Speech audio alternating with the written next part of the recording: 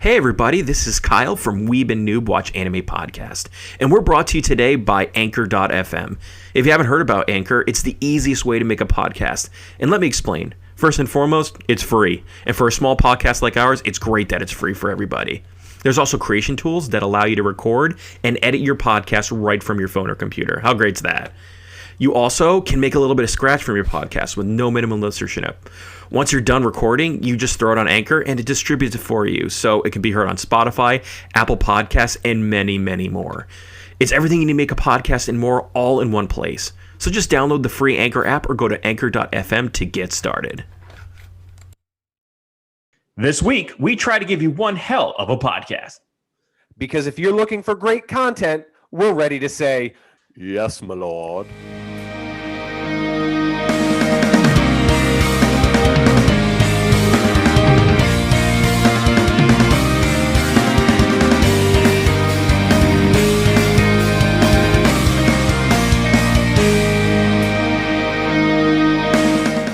I'm Kyle.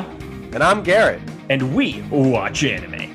Garrett, I don't know about you, but this has been a really gloomy week. So I've decided for us this week to dive into a show that mixes all of your favorite anime genres with a splash of hot topic aesthetic and delicious tea cakes. We find a show that, like its protagonist, tries to literally do everything at once and supernaturally somehow pulls it off. That's right, this week we take on the Victorian horror mystery comedy bromance known collectively as Kuroshitsuji, or in English, Black Butler. Before we begin, Garrett, what are new fans going to be expecting from this show?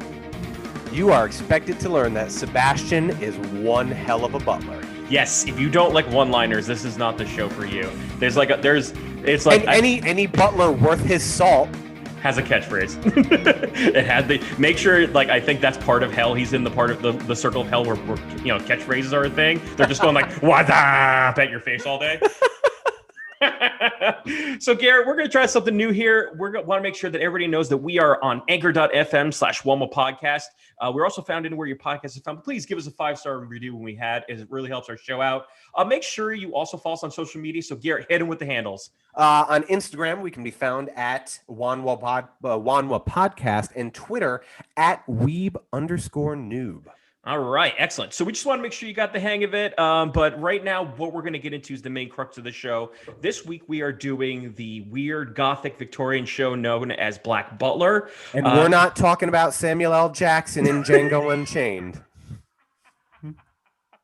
Oh no! Imagine if there's like an Uncle Tom's Cabin anime version. That'd be so weird. Oh no! And know that Japan would do that. They would do it. They done Les Mis, so why not Uncle Tom's Cabin, right? Yeah. So this manga came out in 2006 and is ongoing, albeit it's coming out really slow. And that's why I have trouble following it, is because it's very, very slow. The anime came out in 2008 and 2010. There was a continuation of the story that happened in 2014, but we focused on the first kind of batch that came out in 2008. So is the anime really struggle? They just can't go at the speed that the manga's going because it's so slow. Correct. This show, and also because you can kind of tell by the way you've been watching it, every 2 episodes is basically a full arc of the show, and every tankobon, the kind of white books that they come with, this show has 5 chapters per book, and they come out quarterly. Mm-hmm. So that should give you an idea. With One Piece, it comes out weekly, consistently. This one comes out 5 chapters, a chapter a month, basically, is what you get. Right. So, it's also a show that on its face looks really simple in concept, but it's tonally different all the time. It's constantly changing its tone.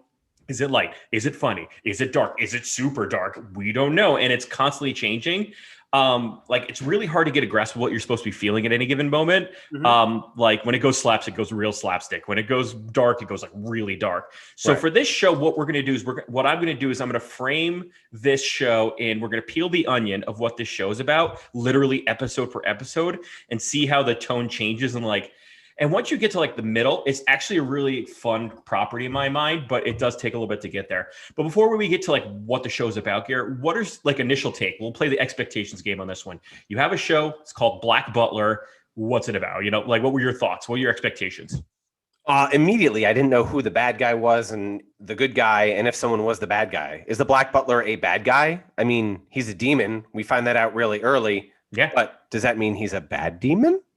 Well, whatever he is, he makes fantastic orchard pie, so deep dish orchard pie. And I do have and you're right, folks, I do have a list of all the pastries consumed in the first 7 episodes of this show. Right. So first impression I got was it kind of, we will get into the relationships. Right.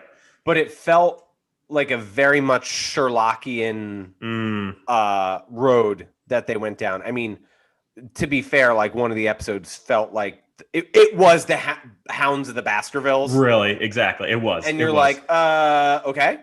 And I think that's because, the show centers on Victorian England. So it's not a Japanese high school, Garrett. The setting is very different than most of the shows that we watch. Mm-hmm. It's set in like the 1870s, I think.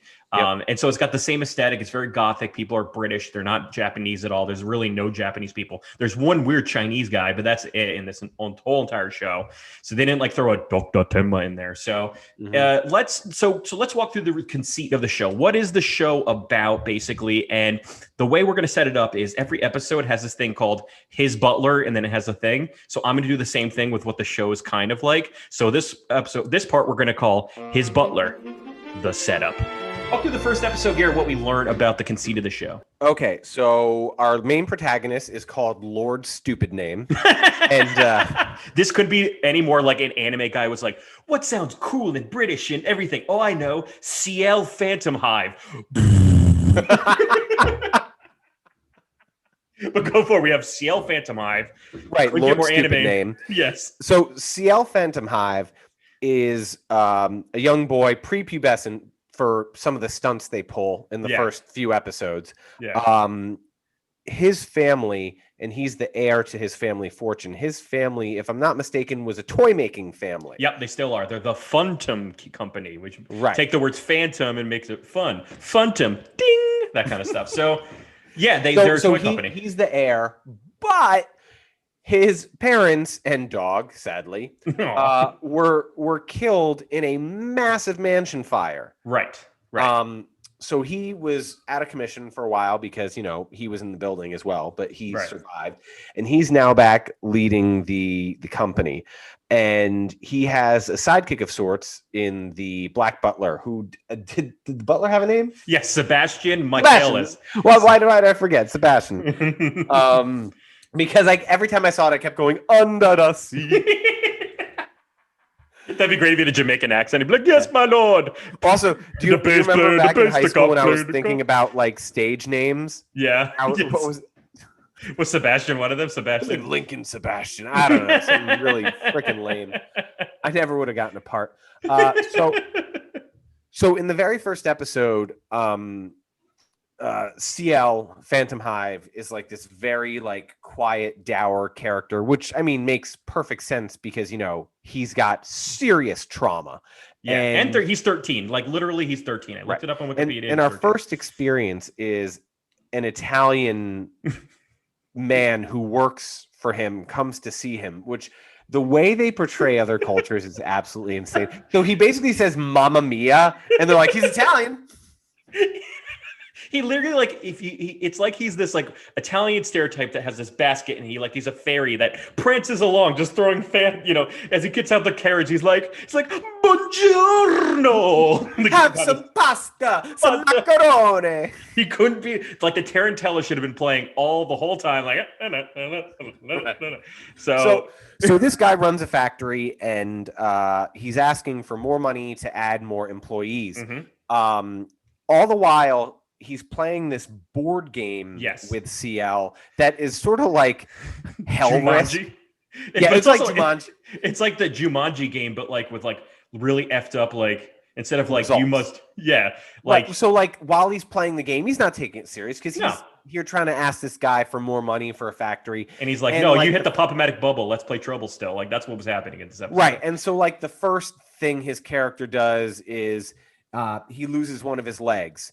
And so he rolls a 6 and he tries to move 6 spaces. Mm-hmm. And CL's like, with only one leg, you move half as many spaces. Right. Is there any way I can get my leg back? No. Once you lose your leg, forever. And the Italian guy very uncomfortably is like, severe game. And one of his like, you get burned at the stake, and then another one is you get haunted and you get possessed by spirits. So really dour way of conducting business this 13-year-old of a toy company owner is getting to. The Italian keeps trying to ask about the business, and CL is like very focused on the game.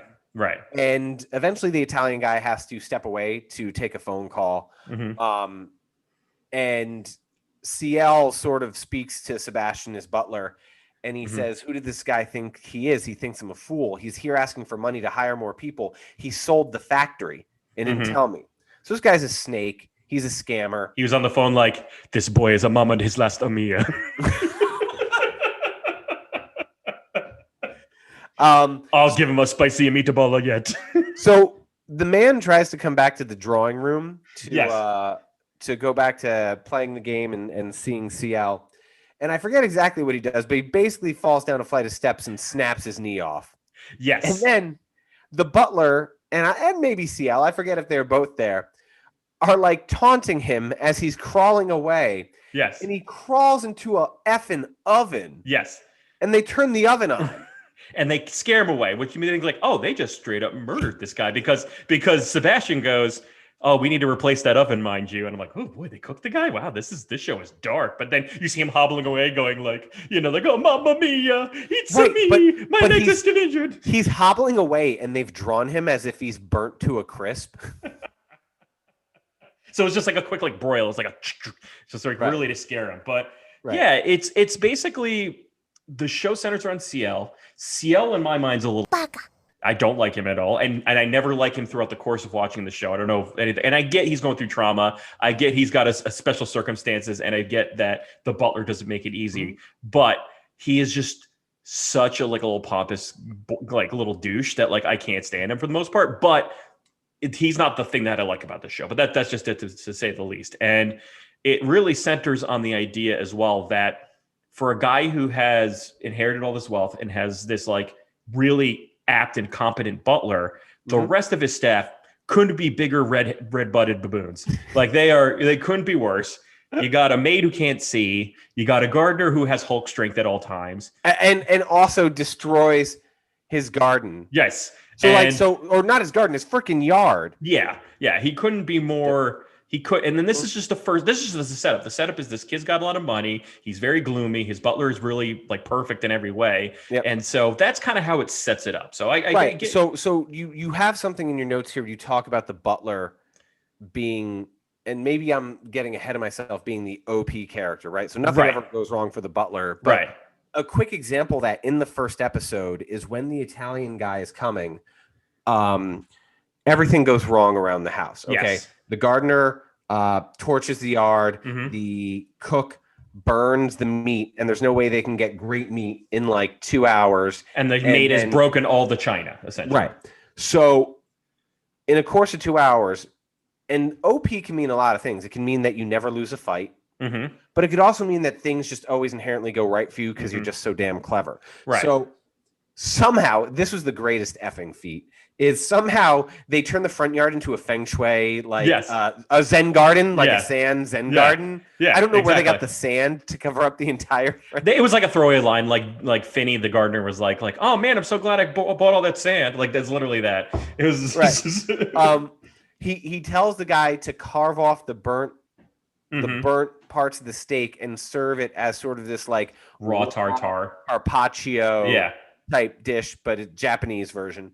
And then I think with the maid, he just finds these other random like cups in the house, so he just puts it all together. Yes, he's very, very apt. And so the show really centers around CL and his deeds, as well as his accompanying sidekick, as you call him, his butler. But then when you get to episode 2, you kind of realize the next vein of the show is the next phase of our episode we're going to call His Butler, the OP action show. So this is episode 2, kind of was like One Punch Man. It went from like the setup of this slapstick comedy a la, mixing, Nightmare Before Christmas with Downton Abbey, and you're just like, well, that's what I'm and that's where my seatbelt's taking me. This is where the ride's taking me. And then all of a sudden, it becomes like an OP One Punch Man murder factory, and I'm like, wow, that changed really quickly.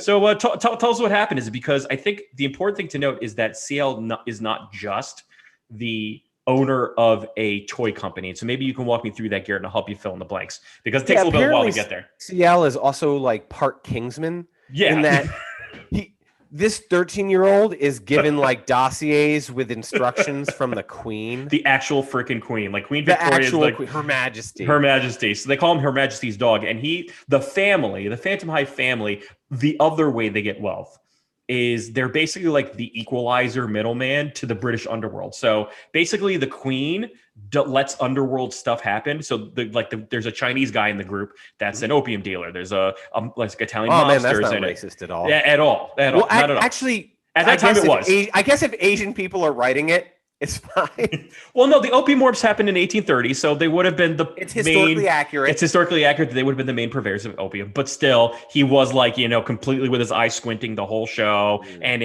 every girl has to have like the Chun-Li oxbow haircut. So it was like they kind of played it a little bit, they played it up a little bit, and they also have a mafioso. So they, save for the British. Everyone else is a stereotype, essentially. Right. Well, and the mafioso is talking about how hard it is to conduct illegal business because everyone has, what do you say? Like tea and biscuit encrusted brains. Yes, that's exactly what he said, Garrett. And so it's essentially like he is there to make sure the underworld doesn't overstep its bounds. Mm-hmm. That's essentially what his job is. On top of, and you would think, how's a 13-year-old going to interface with it? Because he's literally sitting in a room with every single like head bad guy in the British underworld. Mm-hmm. And he even gets himself in a situation because he literally starts the meeting like, we got a rat, guys. We got a rat. And he's trying to be all like mobster talk about it. He's like, I got the key to the storehouse, so you can't get this. So basically what he's saying is that someone was doing under the table business and he found out and he took the key to the storehouse and he's like, I'm going to figure out whose BS this was. Mm-hmm. So what happens then? Right. So CL is sitting there with this group of people and it's almost tea time. And of course, Sebastian is bringing his super duper deep dish orchard pie, yes, which looks like a delicious tart. And he meets CL in the hallway and he says, "Oh, sir, it's almost tea time. I'm gonna bring it in. Would you like to take tea with your guests?" And between just the buffoons that work for him, making all sorts of shenanigans around the mansion, because I believe they're hunting rats. Yes, because they're trying to get. There's rats out in the Victorian mansion, and they went like Tom and Jerry style around. They're like, "I'm gonna get this frying pan. I'm gonna chase him." but then again, the rats fly by Sebastian, and he does like a twirl and a snatch, and he catches them barehanded. Yeah, and he kills them because they have the X eyes. Yes, so they're dead. Right. Yeah. But not sad dead, funny dead. In animation, X means death or alcohol jugs. Right. But funny dead, so you don't feel bad for them. Right. So CL says, I'm going to go back to my room. Please just bring me my tea in there because I can't handle this buffoonery anymore. So he says, yes, my lord. He says his one of many catchphrases, yes, my lord. And so CL goes in, but when he goes in, it's dark and there's a hand clasps over his mouth, and he's being taken. So Sebastian the butler shows up and he knocks on the door and he's like, "Sir, I brought your tea. Sir, I brought your cake." And he opens the door and it looks like the place has been raided, and which is like totally unnecessary because like he just kidnapped the guy. Yeah. And the window's wide open with like the drapes flapping. And he said they're making gunpowder. And Sebastian goes, "Oh, bother. The tea's going to get cold." And then so we find out the Italian guy, the other bad Italian guy, calls ahead and he's like, "We got your guy. Give us the storeroom key. We're going to, kill him." And that's really what they were saying. And so... And so this leads to one of the funniest moments to me where they were like, how are we going to do this? Let's just ignore science for a minute. So in that war room meeting in the beginning of the episode was this blonde Italian guy with a big scar across his face. And he ends up being one of the bad guys. And he's the one who actually physically kidnaps CL. But there's another guy, a lookout at the building, at the mansion, who hangs behind because he's going to take out the butler. So he's got what I guess could be described as a sniper rifle, and he's watching through the window, and he ends up taking a shot, and the only way that the butler doesn't get shot is that the buffoons that work for CL like knock him out of the way. Right. We get a pratfall on top of him.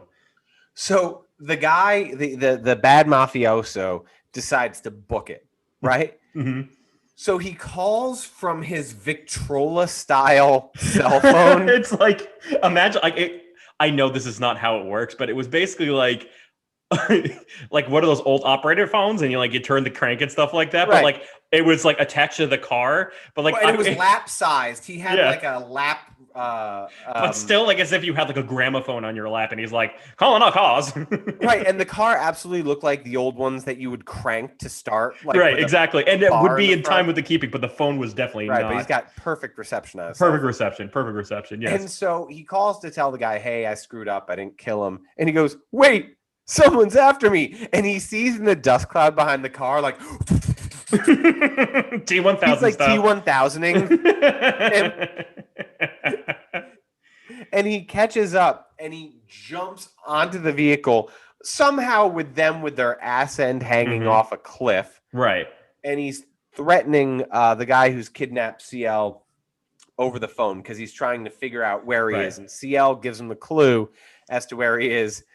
And so the guy jumps off the roof of the car, and the car falls down this giant chasm, which I really don't know how many chasms like that are in England, but sure. We'll let it slide. We'll call it that. Yeah, we'll call it. So Sebastian finds out where CL is, and he shows up. And when he confronts the Italian guy, he gets shot. Sebastian gets shot in the head. No, but let's not skip over the fact. You're right. You are very right to go to where you're going to go with this. But he goes into like a Matrix style scene in which, like when Neo shows up with all the cops around and he has to like fight all of them at once, but he doesn't have a gun. He has the silverware from the kitchen, essentially. Oh, that's right. Oh, and they foreshadow this because they cut back to the mansion and the maid is looking in the silverware drawers and they're like, "Where are all the knives and forks?" Yes. And it's being used to be implanted into mafioso foreheads, because that's what Sebastian proceeds to do, is straight up murders every mobster in the hallway with cutlery to the forehead, essentially. Right. I hope he collected it afterwards. That's what I'm saying. Like that's good silverware. Silverware wasn't cheap back then, so no, it was definitely status. You couldn't get that at Home Goods, So I would say, so this is an Oneida entry level. So you go back to where you were at, where the boss. So after he murdercates the entire mob, correct, he goes into the room that Pharaoh, the Italian mobster, is holding CL hostage in, and he gets shot in the head 5 times through a two-way mirror, or not a two-way mirror, a one-way mirror. Right. So to him, it's a mirror, but there's like nefarious dudes hanging out behind it with their pistols, somehow all aimed at his head. Correct. And so man goes down, and Pharaoh thinks he's got the upper hand, and CL is like growing impatient, and he's like, "Oh, how long are you gonna fake this?" And Pharaoh's like, "What?" And he's like, "Stop faking being dead." And Sebastian stands up, and he's like, "Funny thing about ammunition, it's far more accurate than it used to be." And he spits it out. He spits out 5 bullets. And then he casually tosses the bullets, and each of them goes through one of the dudes who shoots it at him. Yes, perfectly. Because the velocity of his throw can put a bullet through you. Right. And that's when we learn the secret. What makes the Black Butler so more dark black, I would say, in this way. Like, what is Sebastian's deal?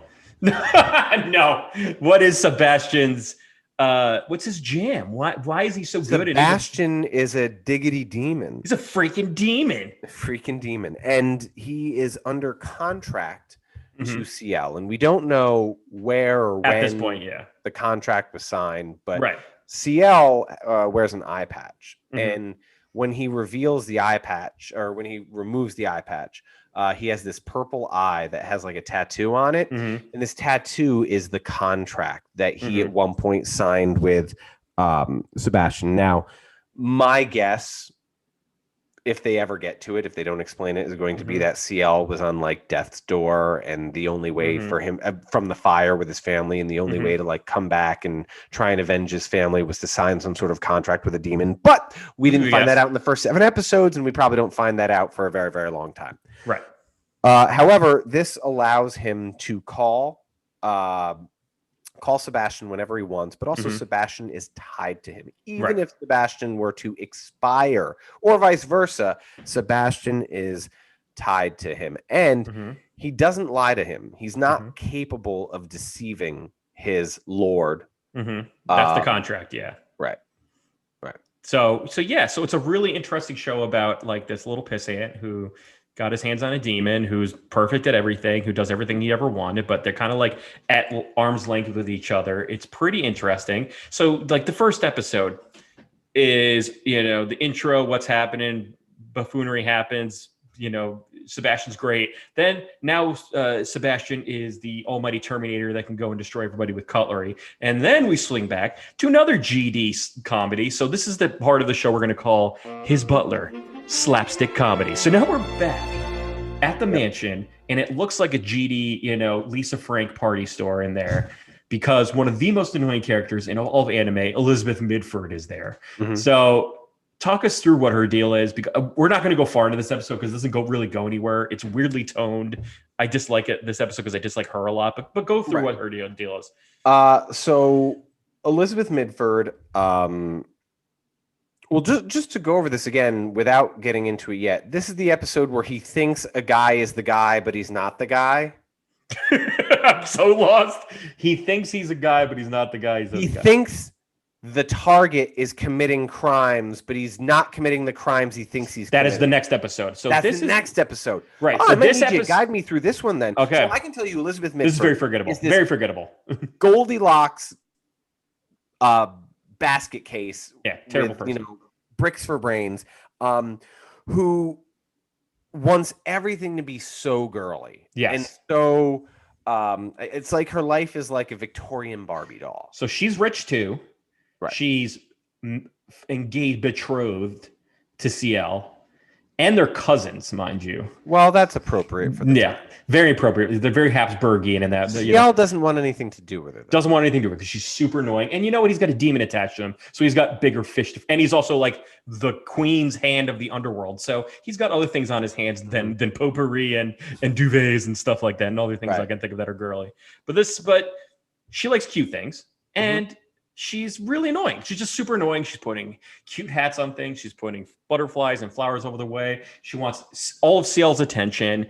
And she's like, looks at his hand. She sees this blue ring on his thumb. She goes, well, what's this ring for? And he's like, she goes, I got you a ring. Why aren't you wearing that one? And he's like, oh, because she gets him an outfit to wear where the ring was supposed to match perfectly. Right. To wear it because he wears this dumb ring. And she puts him in like this dumb, like blue, blue top hat with a flower, and he looks really weird. But she's like, why aren't you wearing it? He goes, I'm sorry, I didn't put it on. But don't worry about it. I'll figure it out. She's like, no, I want you to put the ring on now. And she gets into this very bratty tantrum mode. She pulls off his ring and she smashes it on the ground. She's like, I hate this ring.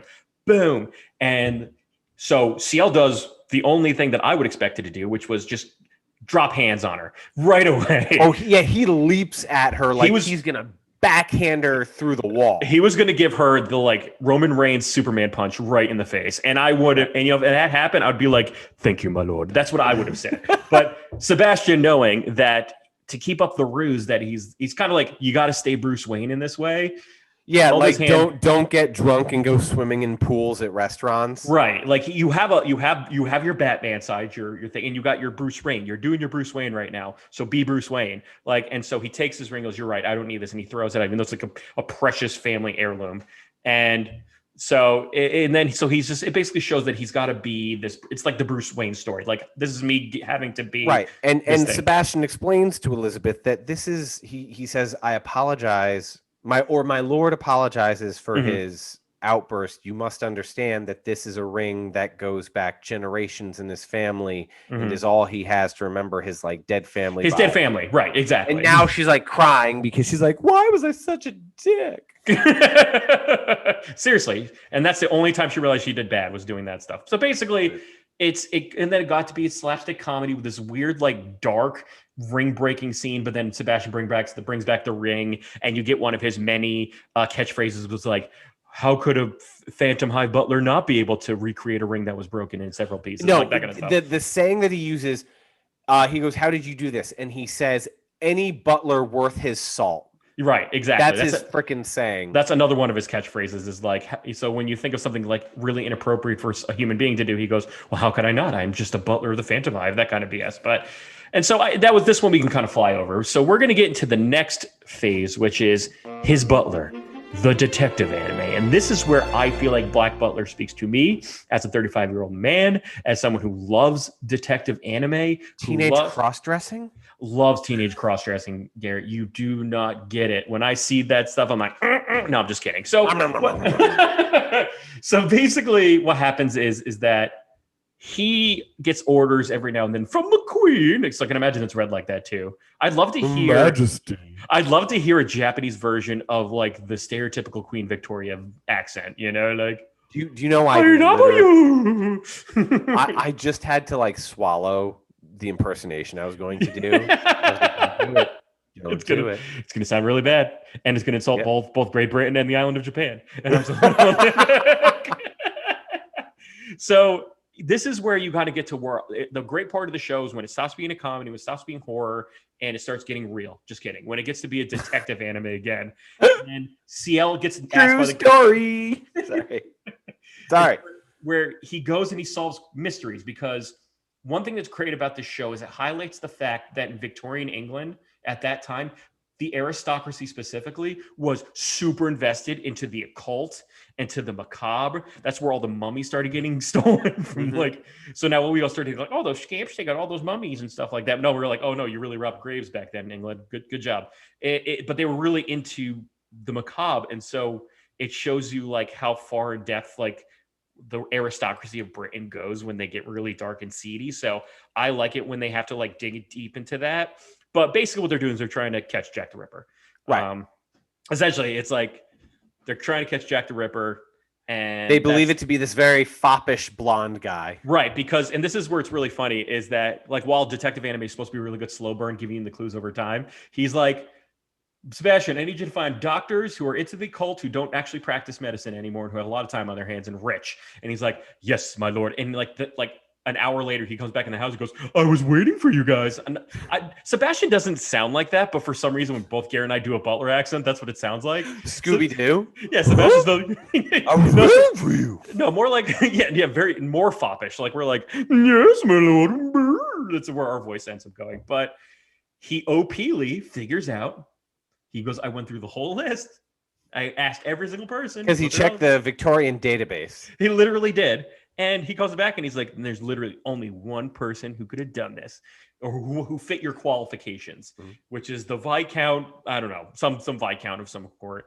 And oh, look at that. He's also holding a party at his house. So maybe we'll figure out if he's doing his dastardly deeds there. But we also find out that he also, because Jack the Ripper abducts and kills women, specifically pretty girls, they're like, we don't have one of those in our things, but we do have a young boy. So walk us through that, Garrett. What happened? Right. So CL's clearly going to cross-dress. Yes, clearly. And with the eye patch, too. His butler puts him through, like, etiquette lessons, like makes him walk with a book on his head. And like that scene, like, you know, in what's it called, League of Their Own, where they had to do tea lessons. Like, he made him do that in like the course of like a half a day, right? Like a hell of a butler would, you know. So CL shows up in this purple dress, and unfortunately for him, his cousin Elizabeth is at the party, and she's like, God, that dress is so beautiful. He's like, oh God, I have to ignore my cousin, otherwise she's gonna blow our whole game. She's gonna recognize me. Right. So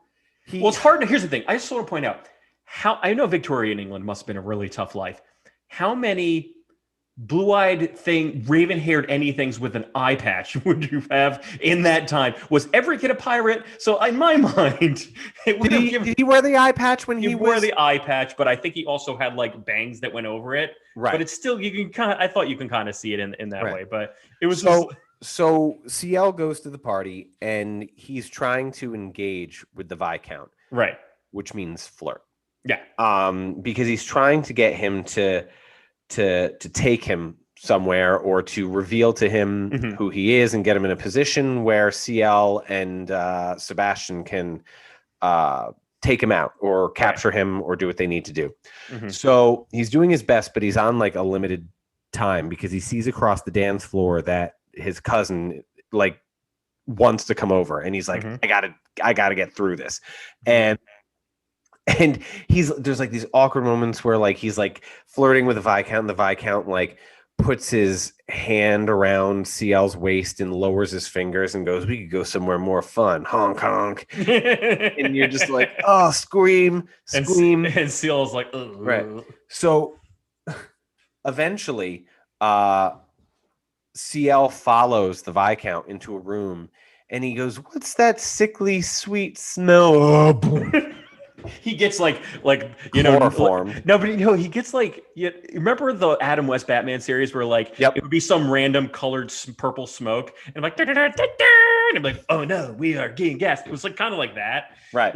Batman got gassed by the Joker at that point.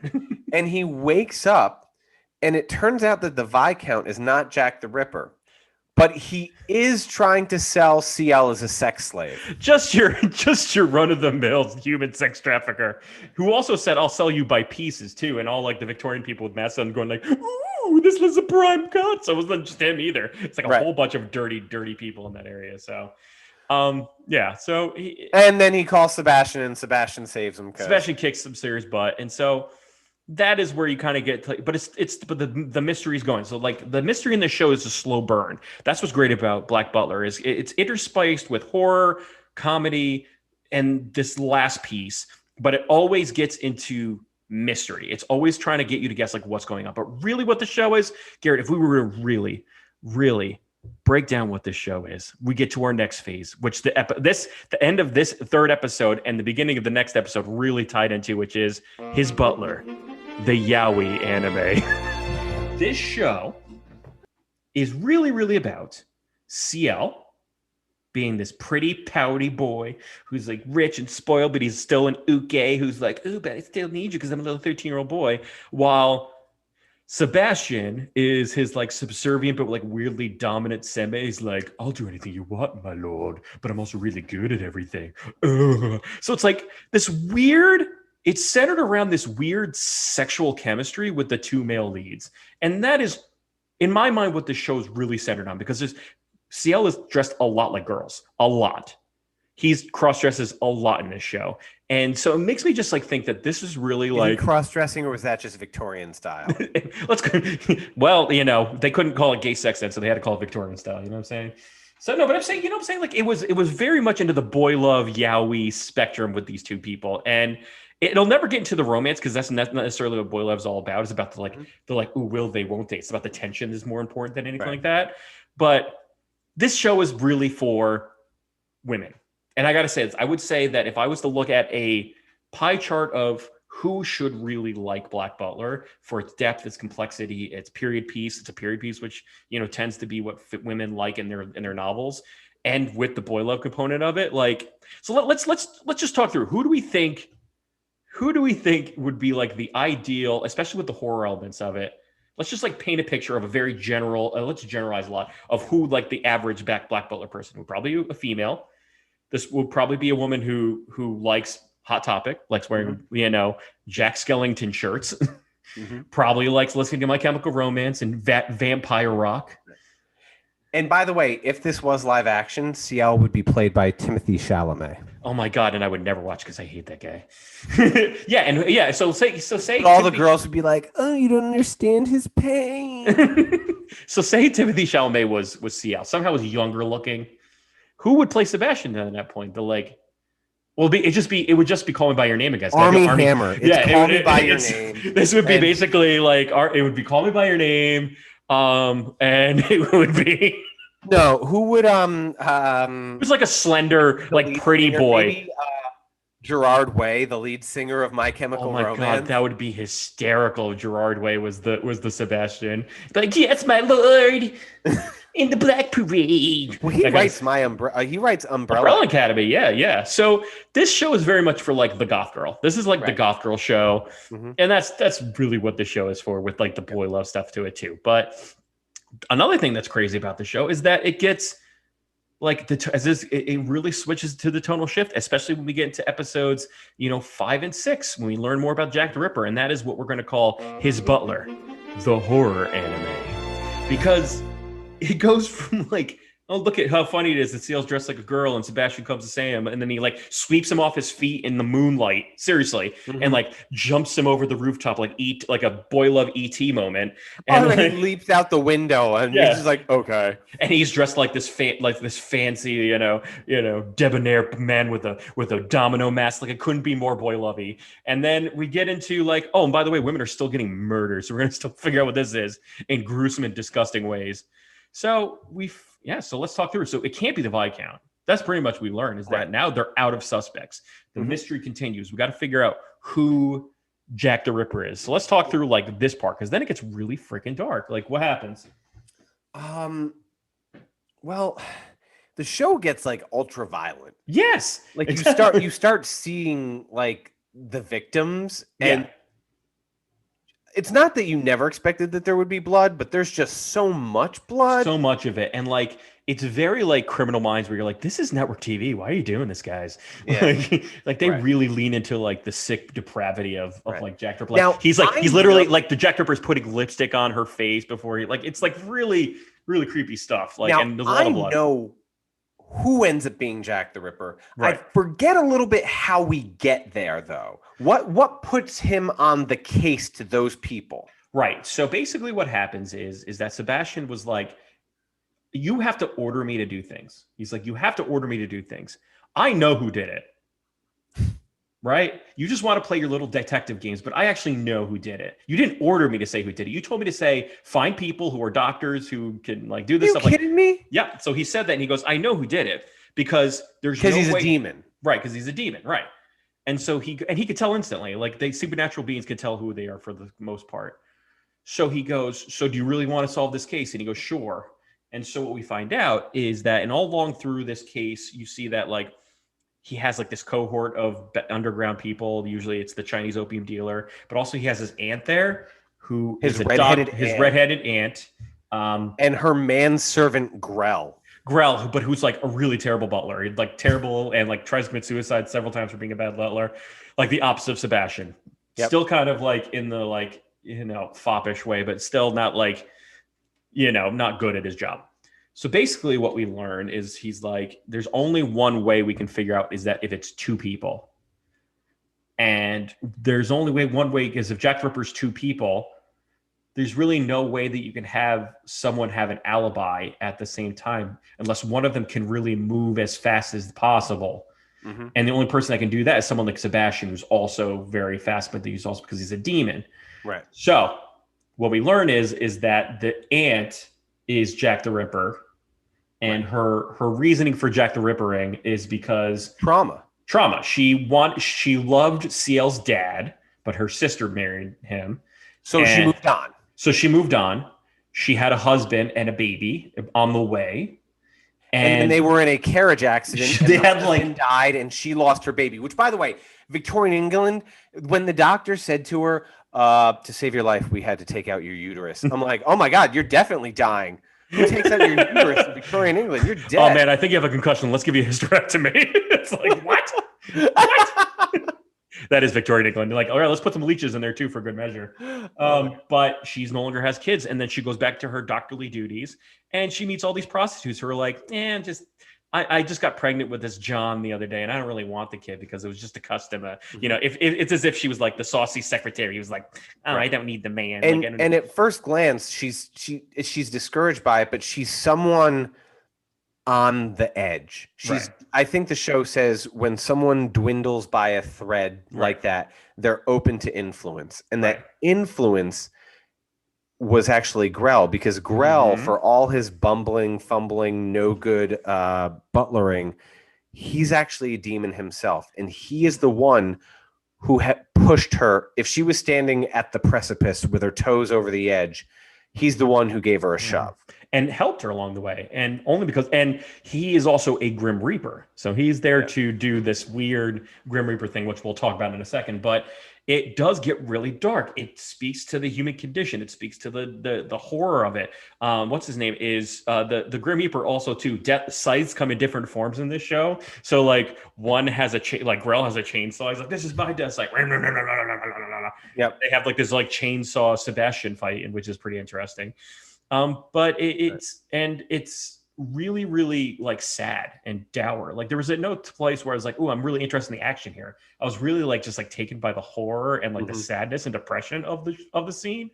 And that's why it's like an episode ago, like the chefs were like burning the roast. And this episode, they're like killing women who are trying to abort fetuses and then like chainsawing her because she's no longer of use, and like how sad and depraved that world is and stuff like that. So that's what I said. Like it tonally shifts so much. So like Garrett, I have like all these, we do notes for this show. And like I've gone through 5 or 6 different like genres that are all very non-congruous to each other. So I guess the main question is with the horror, with the detective anime, with the OP action, with the, comedy, with like the detective stuff, does it gel for you? Is the first question I'm going to ask before we go into like a final palate cleanser, so to speak. I think it does. I think that they're capable of throwing you off with weird episodes like that Elizabeth episode that seemed to like, I mean, my assumption is that they were just trying to show the depth of CL, that he has a lot of hurt, and that this ring, that he things mean things to him. I don't know tonally what they were trying. Maybe they don't go back there again. Maybe because it was so early in the show, they're like, oh, we need this for backstory to tell you a little bit more about who he is. Or maybe they just want to set up the fact that Elizabeth is going to die in like 30 episodes. I have no idea. But it does work for me. And I found myself engaged in the story. But also, like, I love Sherlock. Yeah, it is very Sherlocky in that way. And unfortunately, like one of my least favorite Sherlock tales is The Hound of the Baskervilles, which we're not going to discuss as an episode today. But this show basically rips that off and does an episode off of it, which again is very gory. And my wife had to walk out of the room because there was a lot of dog killing and fighting. Yeah. That's another thing. It doesn't. There's no sacred calf in this show. Like we're going to show the dog fighting and that they actually kill people. We're going to show the prostitutes actually getting murdered. We're going to show how, like, honestly disgusting. Like we have this like weird fairy tale idea of what Victorian England was, but it was really seedy, gross, and very much inequitable and not sustainable as a culture for a long time. So I think that works to its settings. But I'll let you finish your point. What was your thought as well? No, it's just I think it does gel. It has the fact that your wife things, watched, and in a way, so you would say that. So let's just call it Sherlock, okay? Even though it's 2 characters, and even though Sherlock is kind of OP. Yeah, exactly. Because he almost always figures it out. Right. But it's also detective, but it's also macabre at times with different stories. So in that way, I think it absolutely does sync up and work. It's basically Sherlock Holmes with a game genie, and Sebastian is the game genie that's like, oh yeah, let's skip to the final. Oh my God, perfect. Yeah, I would say for me as well, it on its base level, it's a detective anime. It's a detective anime. The next layer of the cake, we're going to use this metaphor for a little bit, but the second layer is that it's horror, gothic, Victorian. It's centered on this like dark, hot topic-y way of looking at things, right? So that's what it is. If you were just to take those 2 things, you're right. It would basically be Sherlock Holmes, essentially, with a little occult added to it.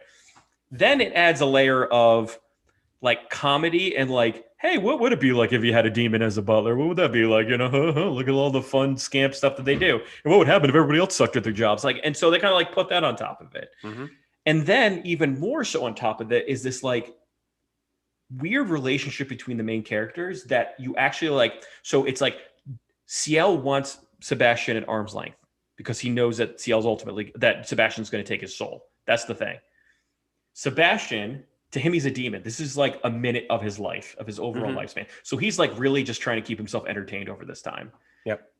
But they form this chemistry with each other where they're kind of liking each other because Sebastian is, because Ciel lives in a dark world where everybody lies to you. Everybody's playing games with you. Everybody has ulterior motives, but you have this thing next to you that is incapable of doing that. And so he finds weird safety out of that. While Sebastian, he's playing a part and he's doing it well, but now he's kind of getting the idea of like what it means to serve someone, even though he's a demon. So it's like ultimately it's all of those layers and they work really well. But if you get to the base of it, it's like a horror mystery show with all this great extra layers, and it changes pace so you never get too stressed out. Because I feel like if they did like like you showed the Hound of Baskerville episode, there's like 2 of them. If they did that for 23 episodes, you'd probably be too stressed out to continue the show, in my mind. Right. So they have to kind of throw someone burning the roast in between.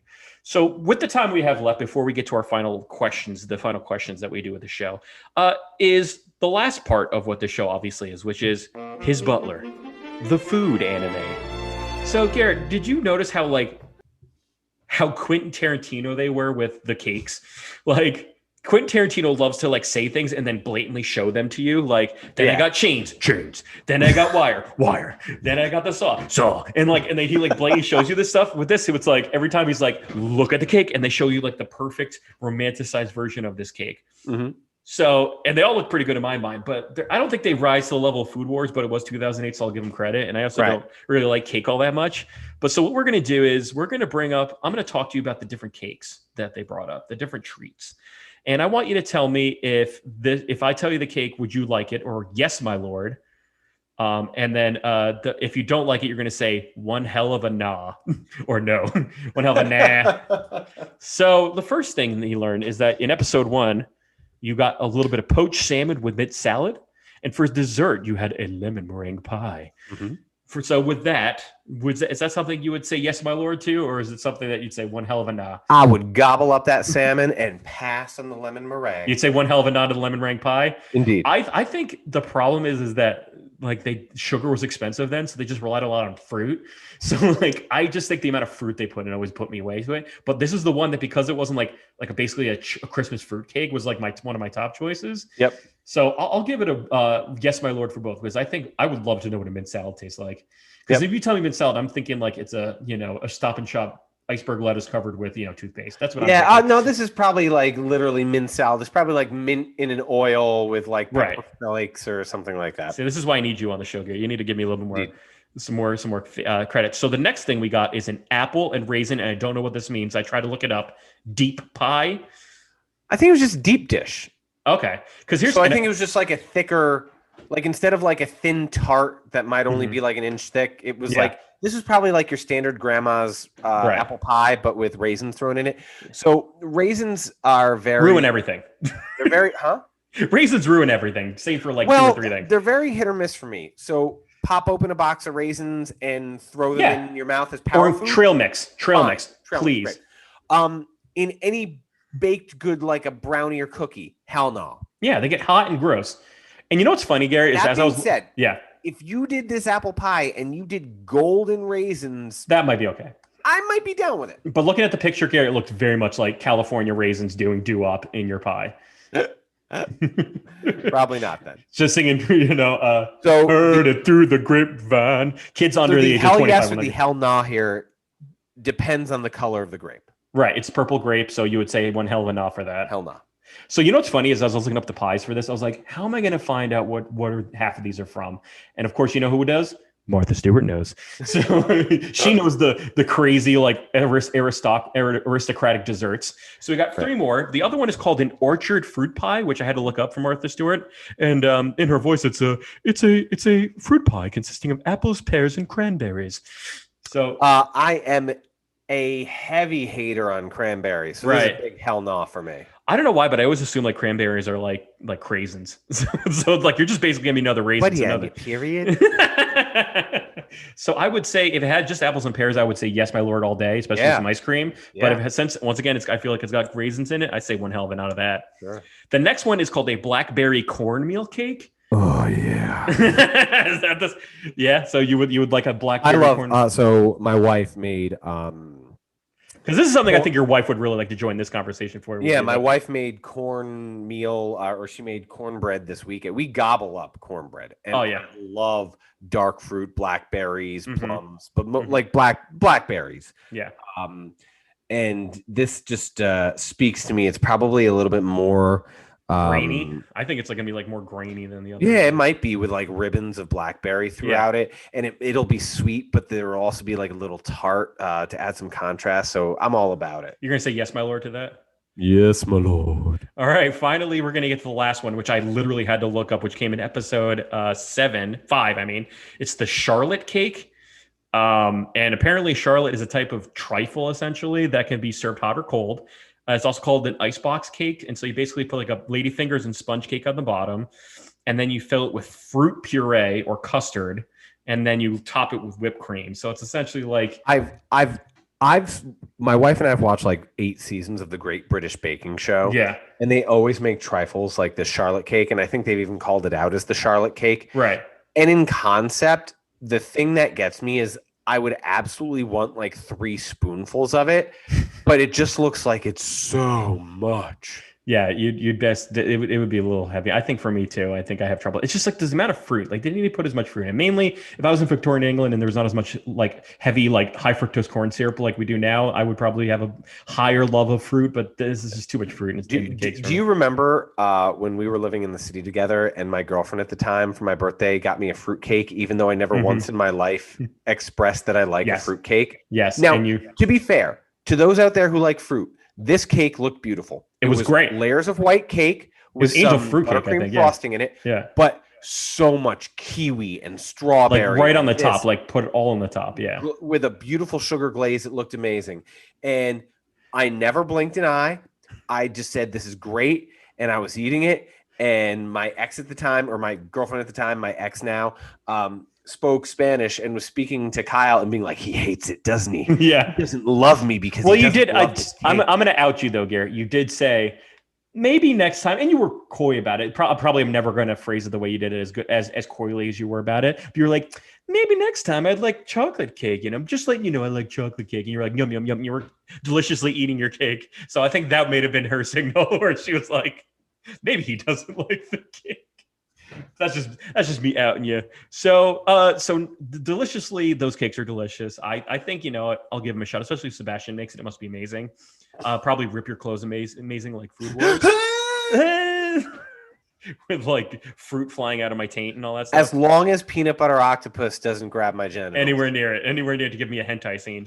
So the first question is, and then we kind of talked about if you liked it, but very quickly, would you keep watching knowing that? Yeah, I mean, I went through 7 episodes. I'd absolutely keep watching it. I think this was more your style. It's a mystery. The overarching story is very slow. So I like it a lot. I will tell you as a weeb, my biggest problem with it, because I do like it and I want to keep watching it, is the manga is going so slow. Then I stopped watching it because I run out of content. It's almost one of those things, and I know that this is not how things media needs support as it's coming out to succeed, but it's almost one of those things that you hope you discover right at the end. Right, exactly. It's like I started reading Harry Potter when the 5th book was about to come out, so there was so many years of waiting I didn't have to do. I like still had to wait several years, but imagine getting in at the beginning and going, oh my God, this is going to take forever. That's like me. One Piece was at Alabasta arc when I started, and that's was like a good 144 episodes I could go through first before I can get to like the big Alabasta arc. So, by the way, one of our not to get off topic, one of our friends, listener of the show, friend of the program, told me that he never really watched One Piece. He just couldn't get over how stupid Luffy is. That was like a month and a half ago, and he's now watched 350 episodes, and he's still like, this show is ruined by how stupid Luffy is. Well, we're definitely going to want him on for one of our arcs and stuff like that. So here's the deal. I would say for those out there, this is a show that, like, every now and then it'll be 6 months later and I'll be like, oh, you know what I remember? Black Butler. And then I'll look it up again in the manga again. I'll get the manga again and I'll read it. And then I'll be like, I forgot every single person. I forgot what the story was about. It's so lore heavy. It's very character driven. And so it just goes so slow for me. So I just wish it just comes out faster. Mm-hmm. Like, you're on the second arc. 4 years later, the anime of the second arc came out. And that's just too long in my mind, like, to get through it. So great show. It's just not well paced in my mind. So what we're going to do right now is what we do every week, which is called the Weeb and Noob Score. The Weeb and Noob Score doesn't necessarily mean it's good or bad.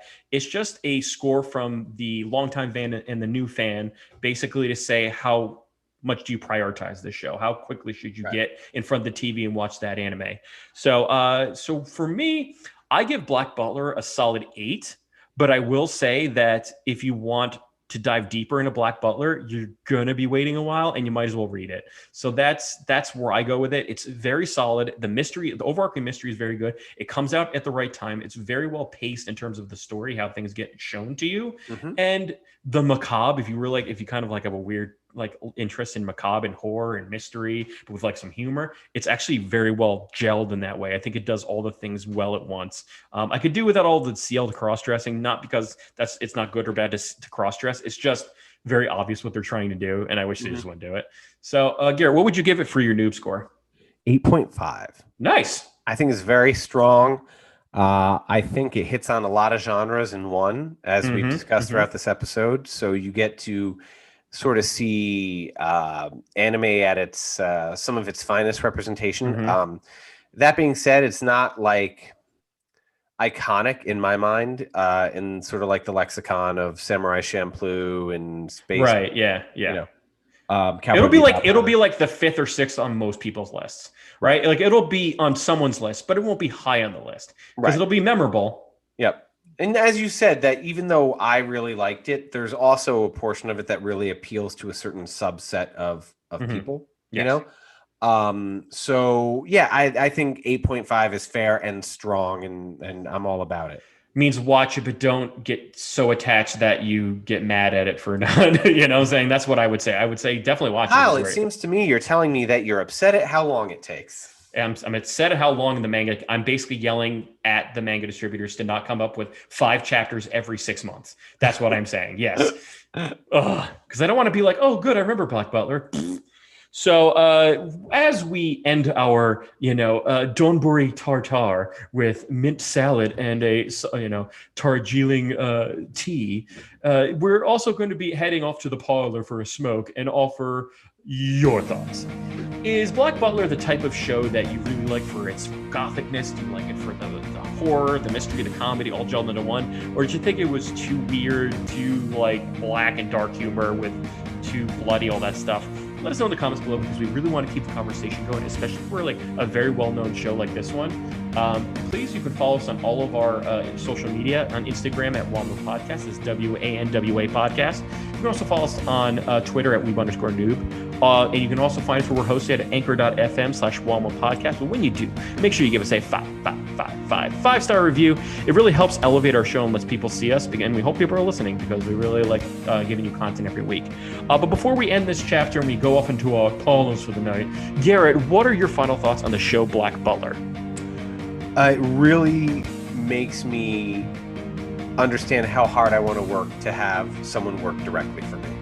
I mean, just someone that could like get me out of all sorts of shenanigans, and I can prance around in knee-high boots and no one will mock me because I'm wealthy and I have a butler that will take care of everything, including my constant need for sugar. So we're going to be having our tea cakes, yelling at our staff, going off on murder mysteries for Jack the Ripper. All in all, to wish you all fantastic. See you next week. Take care, y'all.